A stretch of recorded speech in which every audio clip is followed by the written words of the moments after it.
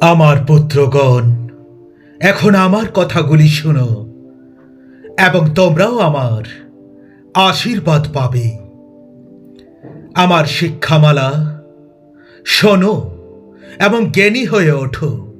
ওগুলো অগ্রাহ্য করো না তোমরা। যে আমার কথা মেনে চলবে সে ধন্য হবে। এমন একজন লোক প্রতিদিন আমার দরজার দিকে লক্ষ্য করে সে আমার দরজার পথে প্রতীক্ষা করে। যে আমাকে খুঁজে পায় সে জীবন লাভ করে, সে প্রভুর কাছ থেকে ভালো জিনিস পাবে। তোমার সমস্ত অন্তর ও তোমার সমস্ত প্রাণ ও মন দিয়ে তুমি তোমার প্রভু ঈশ্বরকে তুমি ভালোবাসবে। এটি হচ্ছে সর্বপ্রথম ও মহান আদেশ। যদি তোমরা আমাতে থাকো আর আমার শিক্ষা যদি তোমাদের মধ্যে থাকে, তাহলে তোমরা যা ইচ্ছা করো তা পাবে। দেখো, দরজাতে দাঁড়িয়ে আমি যা দিই, কেউ যদি আমার গলা শুনে দরজা খুলে দেয়, তবে আমি তার ঘরের ভেতরে যাব ও তার সঙ্গে আহারে বসব, আর সেও আমার সঙ্গে আহার করবে। আমার কাছে এসে শোনো আমি কি বলছি, তাহলে তোমাদের আত্মা বাঁচবে। আমি তোমাদের সঙ্গে চিরকালের মতো একটা চুক্তি করব। দাউদের মতো তোমাদের সঙ্গেও আমি চুক্তি করব। দাউদের কাছে আমি প্রতিশ্রুতি করেছি, চিরকাল আমি ওকে ভালোবাসব, চিরকাল আমি তার প্রতি বিশ্বস্ত থাকব। তোমরা এই চুক্তির উপর আস্থাশীল থাকতে পারো। যাদের হৃদয় বিচলিত না হোক, ঈশ্বরের ওপর বিশ্বাস রাখো আর আমার প্রতিও আস্থা রাখো। আমি সর্বদাই আপনার কোমল ভালোবাসা দেখতে পাই। আপনার সত্যে আমি বাঁচি। মানুষ অসংখ্য পরিকল্পনা করে, কিন্তু একমাত্র প্রভুর পরিকল্পনাই বাস্তবায়িত হয়। প্রভু, আপনি যা প্রতিশ্রুতি দিয়েছিলেন সেই সব জিনিস আমায় দিন। প্রভু, আপনার প্রকৃত প্রেমটির বিরাজমান থাকে।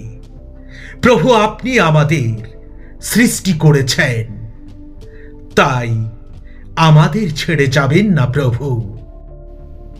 কিন্তু প্রভুতে বিশ্বাসী লোকরা ঈগল পাখির নতুন ডানা গজানোর মতো আবার শক্তিশালী হয়ে ওঠে। এই সব লোকরা শত দৌড়ালেও দুর্বল হয় না, ক্লান্ত হয়ে পড়ে না। ঈশ্বর সর্বদাই যা সঠিক তাই করে থাকেন। প্রভুর বাক্য পরীক্ষা করা হয়েছে। যারা তার উপর বিশ্বাস রাখে তিনি তাদের রক্ষা করেন।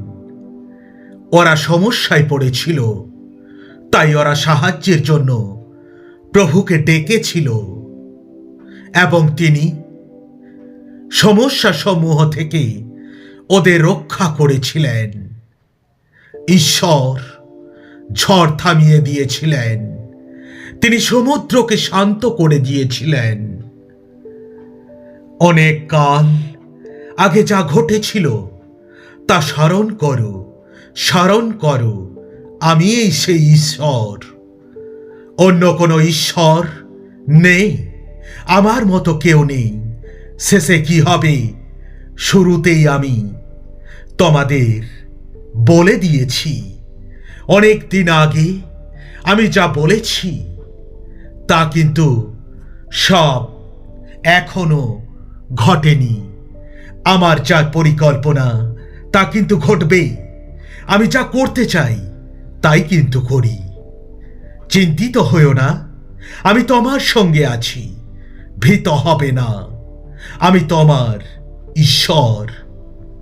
আমি তোমাকে শক্তিশালী করব, তোমাকে আমি সাহায্য করব, তোমাকে আমার ভালো দক্ষিণ হস্ত দিয়ে আমি সমর্থন দেব। ঈশ্বর বলেন, লড়াই বন্ধ করো এবং আমি এই যে ঈশ্বর, এই শিক্ষা গ্রহণ করো। আমি এই সেই জন যে জাতিগণকে পরাজিত করি। আমি এই পৃথিবীকে নিয়ন্ত্রণ করি।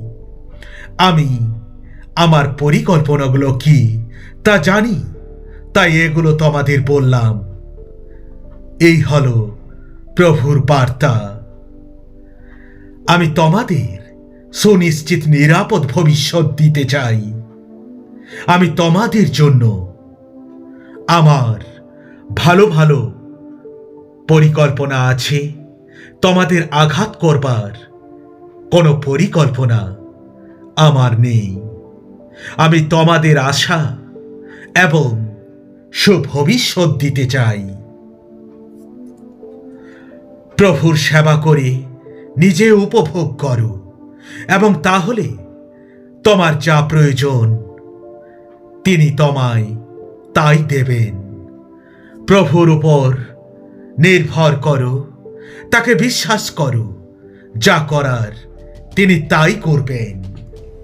আমরা জানি যে সব কিছুতে তিনি তাদের মঙ্গলের জন্য কাজ করেন, যারা ঈশ্বরকে ভালোবাসে, যারা তার সংকল্প অনুসারে আহুত। কোনো কিছুতে উদ্বিগ্ন হইও না, বরং সকল বিষয়ে প্রার্থনার মাধ্যমে তোমাদের যা কিছু প্রয়োজন তা একমাত্র ঈশ্বরকে জানাও এবং তাকে তোমরা ধন্যবাদ দাও। তাতে সমস্ত চিন্তার অতীত যে ঈশ্বরের শান্তি, তা তোমাদের হৃদয় ও মনকে খ্রিস্ট যিশুতে রক্ষা করবে। ঈশ্বরকে পরিপূর্ণভাবে বিশ্বাস করো, নিজের জ্ঞানের উপর নির্ভর করো না। তুমি যা কিছু করবে তাতে সর্বদা ঈশ্বরকে এবং তার ইচ্ছাকে তুমি স্মরণ করবে। তাহলে তিনি তোমাকে সাহায্য করবেন। God bless you.